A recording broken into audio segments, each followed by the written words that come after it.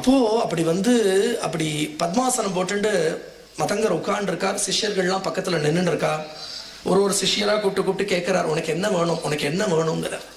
ஒருத்தரும் ஒன்னொன்னு சொல்றா, எனக்கு கஷ்டமா என்னென்னமோ கேட்டுக்கிற.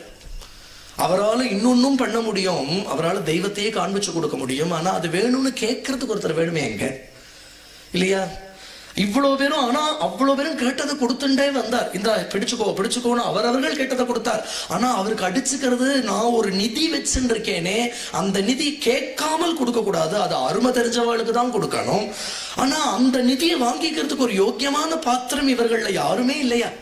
எத்தனை நாள் இவர்களுக்கு பிரம்மம் சத்தியம் ஜெகத்து மித்திய, இருக்கிறது இறைவன் ஒருத்தன் தான். இந்த உலகத்துல நீ பாக்குறது எல்லாமே மித்திய, தெய்வம் தான் பாக்கி இத்தனையாவும் தெரியறதே தவிர தெய்வத்தை தவிர இன்னொன்னு இல்லை அப்படின்னாலே எவ்வளவு பாடம் சொல்லியிருப்பார். ஆனா உலகத்துல இதுதான் சாஸ்வதம்னு நினைச்சு அதுதானே கொடுக்கறதுக்கு ஆசைப்படுவார், இல்லையா? பசு நன்னா மடி கனத்துடுத்துனா அந்த பசுவுக்கு பாலை கறக்கிறது ஒரு அவஸ்தை.